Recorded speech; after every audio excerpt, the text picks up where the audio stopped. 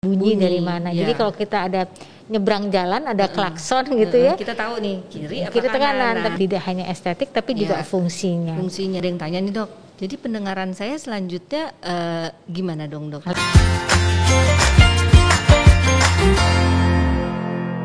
Selamat siang. Assalamualaikum warahmatullahi wabarakatuh.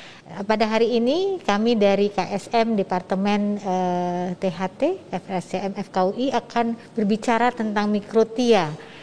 Seperti kita ketahui World Microtia Day itu akan diselenggarakan pada tanggal 9 November 2021.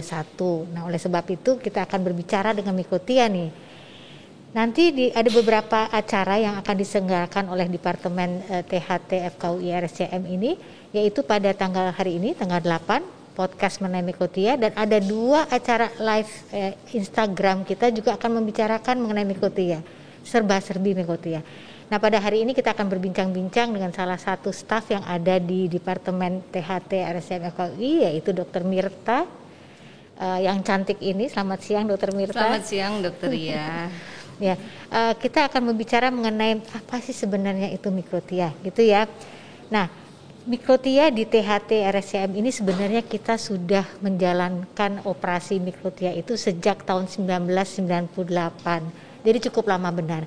Karena waktu itu kita ada kerjasama dengan JICA dan ada Profesor Kimura yang kira-kira 6 bulan berada di sini dalam program professorship di RSCM. Nah, beliau itu yang pertama kali mengajarkan kita tentang penata laksanaan mikrotia. Nah, ternyata mikrotia itu tidak hanya kelainan bentuk telinga luar saja, tapi juga ada kelainan anatomi di dalam telinga tengahnya. Tidak telinga tengah saja, bahkan liang telinga juga bisa hilang atau tidak terbentuk, yang kita disebut sebagai atresia. Nah, mungkin kita akan bincang-bincang dengan Dr. Mirta. Nah, di departemen kita ini di bagian THT ada satu divisi yang namanya facial plastik rekonstruktif. Nah, facial plastik rekonstruksi ini tidak hanya menangani mikrotia saja, tapi juga kelainan kongenital seperti palatum, cleft palate, ya, bibir sumbing, kemudian kelainan hidung, kelainan bentuk hidung, kelainan fungsi hidung, bahkan cedera atau trauma wajah pun kita melakukan penanganannya. Nah, di divisi kita ada 3, yaitu saya, Dr. Mirta, dan Dr. Dini. Dan Dr. Raya, Dan Dr. Raya yang muda ini. Nanti kita akan kenal di salah satu IG kita nanti. Baik. Nah, sebenarnya apa sih? Nanti kita bincang-bincang. Sebenarnya apa sih yang namanya kelainan kongenital daun telinga, Dr. Mirta? Ya. Jadi terima kasih. Assalamualaikum warahmatullahi wabarakatuh. Waalaikumsalam. Jadi Dr. Trimartani, Dr. Ria ini guru saya yang mengajarkan saya tentang semua keilmuan tentang facial plastic rekonstruksi ini. Dan diantaranya salah satunya adalah mikrotia ini. Ya, jadi mikrotia itu adalah kelainan, seperti kita tahu ya dok, adalah kelainan bawaan telinga, di mana daun telinganya itu tidak terbentuk dengan normal. Jadi seorang anak itu ketika dia lahir bentuk telinganya itu sudah didapati tidak seperti normal seperti biasanya. Mungkin nanti berikutnya kita bisa kasih contoh ya dok, gambar normalnya seperti apa gitu. Jadi kalau kita lihat mikro itu kecil ya dok, artinya ya. Tia itu telinga ya. Jadi kalau kita lihat bentuk telinga itu ternyata bisa menjadi kelainan ya. Seperti ini Dokter Mirta, saya nggak kelihatan ini grade 1 ya. Ini yang normal. Ya, ini yang normalnya nih. Jadi kalau kita sandingkan seperti ini, nah, ya. Betul dok. Yang ini yang normal, ya, kemudian ada grade 1. Nah, itu ada grade 1, di mana di grade 1 kita lihat dia tetap punya strukturnya. Kita lihat dia tetap ada bagian, kan kalau kita lihat di bagian yang normal, telinga itu ada bagian sepertiga atas, tengah, dan yang bawahnya yang tidak ada tulangnya. Nah, pada grade 1 dia umumnya bagian sepertiga atasnya aja tidak ada, atau dia lebih kecil ya dok ya. Jadi seluruh struktur ini kelihatan ada. Ada helixnya, antihelixnya, lobulnya ada, cuman ukurannya kecil. Ya, nah itu grade 1. Itu grade 1. Nah, untuk grade 2 itu seperti kita lihat di sini, dia umumnya telinganya kan punya dimensi tuh kalau telinga ya. Jadi dia punya lebar sendiri, dia punya ketinggian sendiri, punya jarak terhadap kepala tuh terhadap mastoid itu ada sendiri itu kelengkungannya. Makanya ada telinga-telinga yang kelihatannya ukurannya normal tapi kok caplang banget ya. Nah, itu biasanya masuk ke grade 1 juga ya dok ya. Jadi selain bentuk ya, shape, ada size, ukuran, sama posisi ya dok. Dengan posisinya sama. Jadi antropometrinya telinga itu terhadap kepala, terhadap posisi terhadap posisi daerah tulang mastoidnya itu juga ada jaraknya gitu. Nah, kalau di grade 2 itu dia ukurannya lebih kecil lagi, cuman dia masih terbentuk lobul tuh dia dok. Nah, strukturnya juga kan kalau kita lihat tuh ada bagian daun telinga tuh ada lengkung yang paling luar, lengkung yang dalam. Nah, dia tuh tidak terbentuk secara keseluruhan. Jadi kita tidak bisa mengidentifikasi struktur telinga yang normal.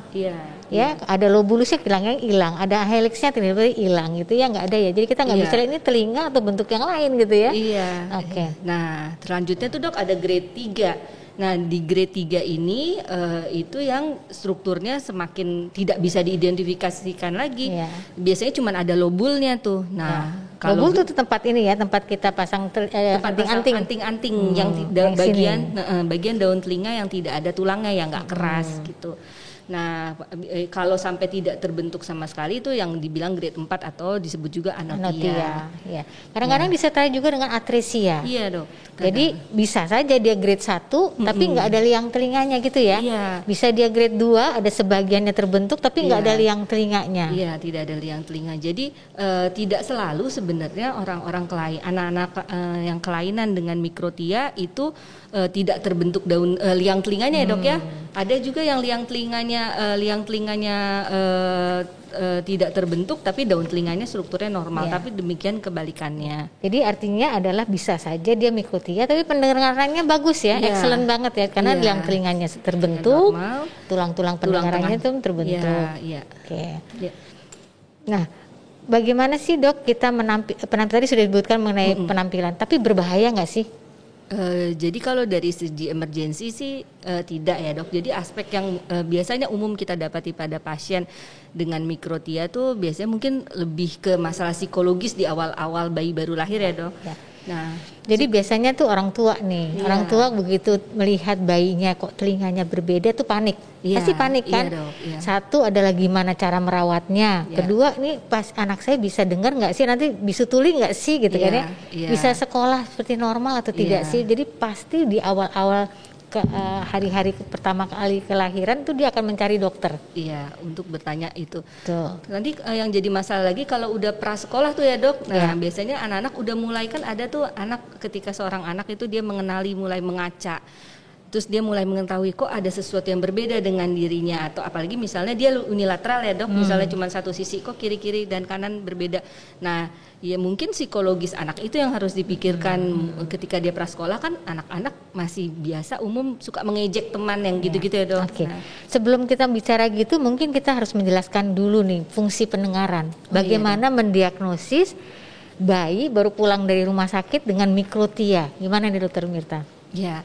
Jadi kan yang paling penting adalah pertama tentu kita tahu pendengaran ya dok, karena dengan pendengaran itu seseorang tentu dapat melakukan proses bicara, bercakap-cakap dan proses pembelajaran dengan dia mendengar. Jadi yang pertama terpenting misalnya kita melihat seorang anak dengan mikrotia adalah kita screening pendengarannya dulu. Pertama kita identifikasikan kelainan apa aja sih yang ada, apakah cuma daun telinganya atau juga liang telinganya tidak terbentuk. Habis gitu yang harus dilakukan adalah kita lihat proses pendengarannya. Proses pendengarannya ada bisa dengan, kalau misalnya dengan dia tidak terbentuk liang telinga mungkin kita nggak bisa mungkin kita bera gitu ya dok. Jadi seperti lazimnya anak baru lahir mungkin di awal-awal kita melakukan screening pendengaran dengan OAE dengan OAE, terutama pada anak-anak dengan mikrotia. Tentu ini bisa dilakukan pada unilateral misalnya seperti gitu ya, dan mempunyai liang telinga. Nah apabila dia mikrotianya tidak ada liang telinganya, tentu kita melakukan pemeriksaan OAE-nya pada sisi yang satunya. Nah setelah dia 6 bulan kita bisa melakukan BERA ya dok ya? Iya. Kenapa BERA nggak bisa dilakukan di awal-awal? Mungkin nanti kan yang seperti yang Dokter Ria bilang, rangkaian acara kami ini 1 minggu, nanti ada juga pembicaraan masalah pendengaran di tanggal 15 November tuh ya dok. Ini harus hadir nih teman-teman. Harus hadir, iya, nanti bisa tahu tuh gimana sih proses pendengarannya dan gimana sih habituasinya dan sebagainya. Nah itu kenapa nggak dari awal dilakukan tes OAE misalnya, karena dia kan kalau kita misalnya melakukan BERA, seorang anak baru lahir itu kan tentu ubun-ubunnya masih tulangnya masih cukup tidak terlalu kuat, tidak terlalu keras gitu ya. Jadi kalau ditempel sesuatu yang keras itu takutnya mencederai. Jadi kira-kira 6 bulan ya. 6 bulan kita lakukan BERA. Nah kalau misalnya hasil BERA-nya bagus, orang tuanya nggak usah khawatir. Nggak usah khawatir, tetap distimulasi pendengaran seperti bayi-bayi biasa. Tapi kemudian akan bertanya kapan sih dok kita bisa operasi. Nah ini ceritanya lain lagi. Kalau kita berbicara kapan bisa operasi, tentu kita akan melihat ya teknik apa yang kita gunakan. Nah kalau umumnya sih kita menggunakan tulang rawan cartilage iga, dan ini adalah gold standardnya di dunia lah, menggunakan tulang rawan iga. Nah biasanya kita kerjakan di usia 8 tahun atau lingkar dadanya kira-kira 60 cm ya dok ya? 60 cm. Kenapa begitu? Kenapa 60? Jadi kalau kita rekonstruksi mikrotia dengan tulang rawan iga itu kan modal kita dari iganya itu ya dok. Jadi kalau anaknya kurus itu umumnya lingkar 60 itu menjadi patokan kita, iganya itu udah cukup memadai buat bahan kita bikin daun telinga ya dok. Kenapa 8 tahun tuh dok? Nah seperti kita ketahui bahwa tidak aja kalau kita menentukan operasi, satu kan pasien tuh harus kooperatif ya. Kemudian juga dia harus mempunyai keinginan untuk operasi, jangan keinginan orang tuanya nih, harus anaknya yang pengen, mah aku pengen dong punya telinga baru gitu kan ya. Jadi anaknya itu akan semangat dan patuh lah kepada saat harus follow up, ganti verban, mereka tuh patuh. Nah, karena ini perawatan lama ya dok. Ini perawatan lama, ini kalau saya bilang tuh perjalanan. Karena ini operasinya bertahap dok. Ada 2 tahap kan. Tahap pertama tadi disebutkan oleh Dokter Mirta menggunakan iga. Nah iga ini cukup banyak yang kita gunakan. 6, 7, 8, 9. 4 iga yang kita ambil untuk membuat daun telinga. Karena memang topografi daun telinga itu bentuknya unik ya. Jadi dia berkayak level to level gitu. Kita nggak bisa bikin satu level aja gitu ya dok. Dan tentu akan bertanya nanti akan tumbuh lagi nggak iganya? Iganya, jadi selama misalnya ketika kita udah ambil iganya kan kita masih menyisakan perikondriumnya itu ya dok. Jadi tulang rawan yang kita ambil itu ternyata terbungkus oleh satu pelapis tulang yang dimana namanya perikondrium, dia punya suplai asupan darah. Jadi pada umumnya sih insya Allah dia akan terbentuk tulang rawan baru lagi gitu di dalam situ. Jadi ini adalah teknik kita yang kita gunakan ya. Jadi ada beberapa teknik dalam mengambil tulang iga atau harvesting iga itu. Teknik kita adalah mengupas. Jadi kita mengambil hanya tulang rawannya saja, sedangkan perikondriumnya kita tutup kembali. Dengan harapan nanti di dalam perikondrium akan terjadi kalsifikasi. Seolah-olah iganya tumbuh lagi. Padahal itu adalah pertulangan normal yang terjadi dimanapun juga. Jadi ibu-ibu atau keluarga yang mempunyai pasien atau anak dengan mikrotia jangan khawatir. Iganya diambil terus nanti nggak bisa olahraga, takut cedera. Dan bahkan dengan pengalaman kita dari 1998 ini tidak ada kelainan bentuk dada ya. Karena rangga dadanya itu tetap terbentuk dengan normal, jadi tidak ada jadi hambatan pertumbuhan itu. Iya. Tadi dok umur 8 tahun selain itu semua juga masalah ini ya dok, batas daun telinga itu terbentuk sesuai orang tua ya dok ya. Jadi memang ada perkembangan daun telinga. Jadi kalau kita lihat kan bayi telinganya kecil gitu kan, begitu udah gede telinga segede orang tuanya tentunya. Ternyata kita sudah melakukan penelitian.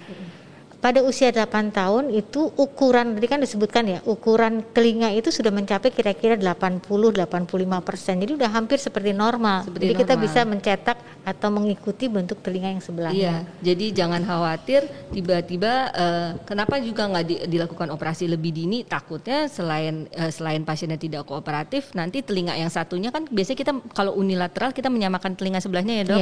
Nanti yang satunya tahu-tahu tetap ukuran segitu, yang sebelahnya tambah besar besar gitu. Jadi dikatakan dia berhenti sekitar usia 8 tahun ya dok?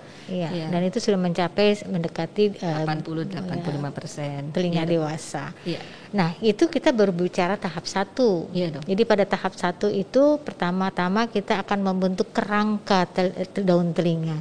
Kemudian kita mengambil patron dari telinga sisi yang normal. Kemudian kita mirroring ya, istilahnya kita putar baliknya, posisikan seperti yang kontralateral. Kemudian kita bentuk, ambil iga, kemudian kita carving persis kayak daun telinga. Kemudian kita masukkan di area mastoid.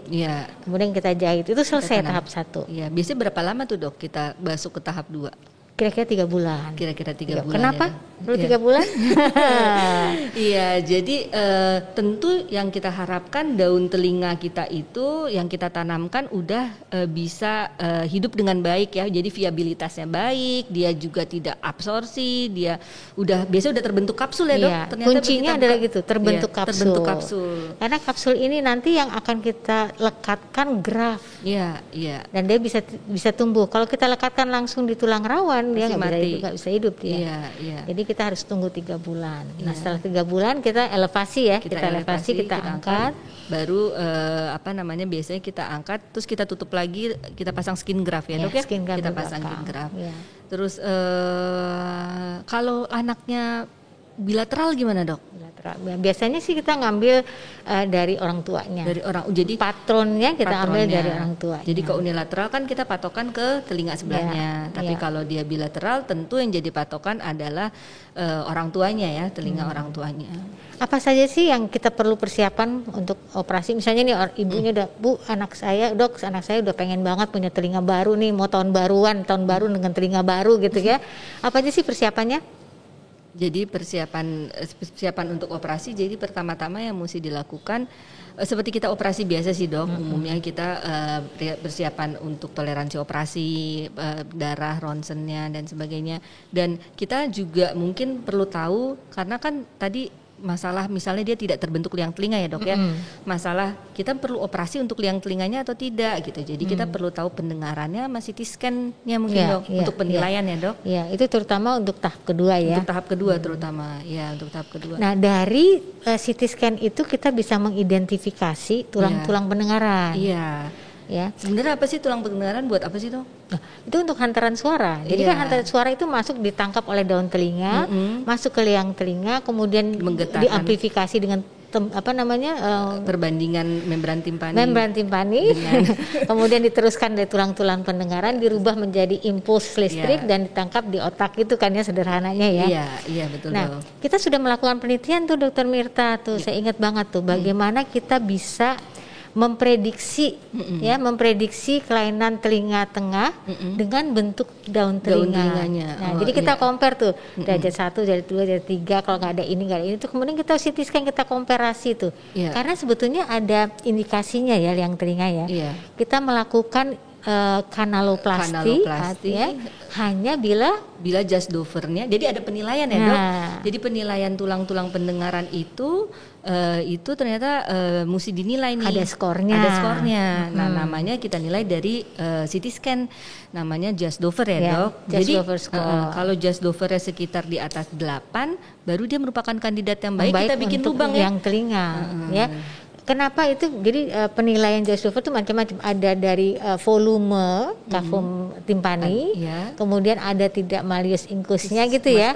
Kemudian trapesnya ada nggak, round windownya gimana, ada nggak? Karena ketika kita membuat liang telinga terus membuat gendang telinga baru, itu semua harus berfungsi normal. Bisa dengan baik. Tapi kalau dari CT scan bilang kafum timpaninya kecil, volumenya, tulang-tulangnya tidak lengkap. Jadi kegunaan untuk kegunaan untuk dibikin liang telinganya juga menjadi percuma.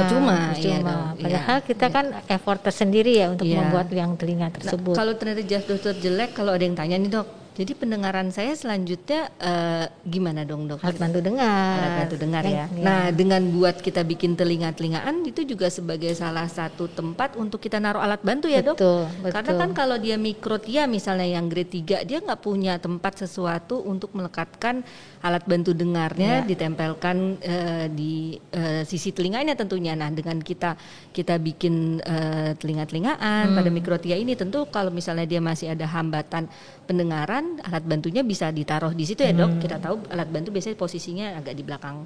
Ya, jadi walaupun dia bukan kandidat yang baik untuk dilakukan kanaloplasti, Ya, dok. mikrotia atau aurikuloplasti ini bermanfaat untuk kemudian apabila kita menggunakan alat bantu dengar gitu ya dokter Mirta ya. Alat bantu dengarnya pun macam-macam ya dok ya. Iya. Macam-macam, ada yang jadi besar, kecil, ada juga sekarang yang paling baru yang tulang rawan ya dok. Iya, tulang rawan. Jadi boleh baha, gitu kan? Baha iya. sampai cartilage apa istilahnya? Saya lupa. Cartilage hearing aid deh. Hearing aid gitu ya. Iya. Jadi itu juga sedang penelitian terbaru kita ya dok ya. Penelitian terbaru kita. Jadi di THT kita ini tidak hanya estetik tapi juga fungsinya. Fungsinya tentu harus dinilai. Kita nih udah bicara kurang lebih berapa? 10 menit lebih? 15 menit? Udah ya. Kita undang aja nih, kita ada pasien namanya Pak Bintoro ya? Bintoro. Silakan Pak Bintoro. Kita undang ya Pak. Ya, monggo silakan Pak. Silakan Pak.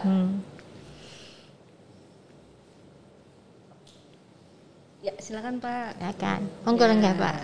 Ya. Pak Bintoro. Bapak Bintoro tinggal di mana Pak? Saya tinggal di Buaran. Kedengaran nggak ada mic? Udah, oke. Saya tinggal di Buaran, di Kampung Rawa Badung, RT 6 RW 7. Di sini ya. Baik, sejak kapan sih Bapak mengetahui bahwa ada kelainan di telinga Bapak? Itu sejak dari SD kelas 4 mau naik SD kelas 5 dok. Bagaimana Bapak ketika anak-anak nih Pak? Ada masalah psikologis nggak sih Bapak atau nggak apa-apa cuek aja atau gimana? Atau ada rasa kok saya ada yang kurang atau Kalau gimana? saya sih sama teman-teman sih kan kita kan namanya teman, kita merangkul semua. Iya. Jadi baik-baik aja ya. Alhamdulillah. Keluarga dan teman semua sih alhamdulillah mensupport Tapi saya. keinginan untuk operasi dari Bapak apa dari orang tua Pak? Itu dari saya sendiri. Saya juga ngotot, aslinya ibu saya tidak mengizinkan saya operasi gitu. Tapi saya ngotot ingin operasi. Dari dokter Kolonel Risman diarahkan ke RSCM. Dikarenakan katanya RSCM itu alatnya lebih lengkap dan dokternya itu lebih menjamin. Itu tahun berapa tuh Pak? Itu tahun 2019 dok. Kita nggak apa-apa ya Pak ngobrol-ngobrol ya Pak ya. Nggak apa-apa, Ini kameranya Bapak yang mana ini ya? Iya. Bisa lihat telinga yang mana? Bisa tanya? Kasih lihat. Telinga yang mana bisa dari sini? Bapak boleh tunjukin telinga yang normal dan tidak normal. Kalau dari depan ada yang bisa nebak nggak telinga mana yang mikrotia tadinya? Kalau kira-kira nggak ada depan sini ya? Ya kameranya. Yang mikrotia yang mana? Yang kanan apa yang kiri? Yang kanan. Ya kan? Yang kanan. Mirip ya? Jadi nggak bisa di zoom? Ya, jadi kalau kita lihat Bapak ini pertama tentu selain ukuran juga elevasinya ya dok ya, projectionnya kiri dan kanan. Jadi selain projectionnya ini tentu berguna selain bentuknya disesuaikan sama sebelah buat tempat kacamata, tempat segala sesuatu. Kalau sekarang kebetulan masker ya. Jadi memang ada kesulitan ya ketika Bapak nggak punya daun telinga yang benar dan ukuran yang benar, ketika pakai kacamata, pakai masker gitu pasti menjadi masalah ya Pak ya. Gimana nih Pak, kesan-kesannya Bapak nih selama menjalani operasi ini? Suka dukanya lah. Di RSCM sama semua perawatan atau sama juga persiapannya sampai sekarang. Ya saya sih kesannya di awal operasi itu pertama itu kan duluan saya belum pernah namanya mengalami operasi ya dok ya. Ya ada rasa takut tetapi didukung oleh orang tua ya semangat juga dari situ. Dan suka dukanya ya selesai operasi itu dok ya rasanya ngilu gitu. Tapi tetap semangat ya ngarep. Tetap semangat terus. Semangat karena berharap dengan telinga baru itu ya Pak ya. Setelah tahap 1 ngilu juga dadanya gitu-gitu? Kalau atau ngilu sedikit? sih enggak sih dok. Jadi ya? lagi pas udah selesai itu kan yang menunggu kan ya itu kan menunggu 3 bulan dulu. Nah menunggu 3 bulan kan saya bekerja itu. Saya bekerja ya kadang ngilu sedikit, kadang enggak. Tapi nggak ada hambatan ya yang sampai harus rebahan terus gitu enggak ya? Oke. Saya mendengar Bapak ucapannya ininya lancar ya, jelas ya. Jadi memang nggak ada gangguan pendengaran ya Pak ya? Aslinya itu tidak ada dok. Tidak ada ya. Pendengaran kiri kanan sama atau lebih jelas yang kiri? Waktu itu sih kan pernah dicek di RSCM tes pendengaran itu, katanya juga sih dokter yang tes pendengaran itu normal, baik katanya. Alhamdulillah Bagaimana ya mau Pak ya. dilanjutkan tidak operasinya? Saya masih tetap ngotot lanjutkan saja dok. Oke. Ya, ya, baik. Ya. Baik, terima kasih Pak. Ada pesan-pesan buat kita atau buat teman-teman yang mungkin anaknya juga ada mikrotia begitu? Bapak sebelum itu Bapak puas nggak dengan pelayanan di THT RSCM? Saya buat sih sangat mikrotia? puas dikarenakan dari dokter, perawatnya, dan suster-susternya itu sangat ramah, Baik. Wah, sangat baik. terima kasih banyak. Pesannya Pak buat komunitas mikrotia mungkin? Pesannya itu tuh yang pertama jangan putus asa, yang kedua harus semangat terus, Ya. yang ketiga banyak-banyak berdoa, meminta kepada Tuhan semoga dipanjangkan umurnya, dan lagi yang ingin melaksanakan operasi, saya cuma mengucapkan harus semangat terus untuk melawan penyakit mikrotia. Baik, terima kasih Pak Bintoro, kasih, luar biasa Pak sekali. Bintoro. Makasih ya Pak ya. Terima kasih Baik, Pak.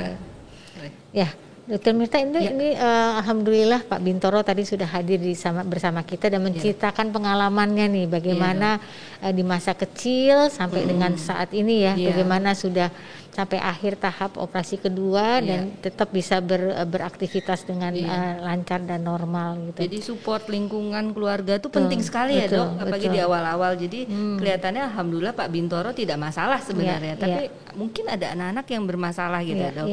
Iya, jadi seperti tadi kita bicarakan bahwa sebenarnya keikutsertaan pasien dalam hal ini anak-anak lah ya dalam menghadapi operasi mikrotia ini atau aurikuloplasti ini benar-benar harus dilibatkan orang tua ya, orang tua dan anaknya. Jadi bukan keinginan hanya orang tua saja, tapi anaknya juga pengen karena ini merupakan perjalanan yang cukup panjang, long journey.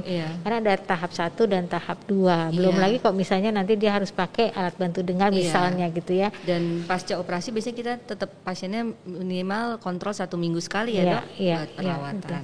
Nah, bagi anak-anak yang tidak mau dioperasi gimana, Dr. Mirta? Bagi yang tidak mau operasi, jadi kalau sekarang tuh berkembang banyak protesis sebenarnya dok ya. Jadi mungkin ada anak-anak atau orang yang mungkin ada juga yang orang udah cukup lanjut usianya tapi dia baru tahu ada mikrotia, ada penanganan, apa yang harus saya lakukan.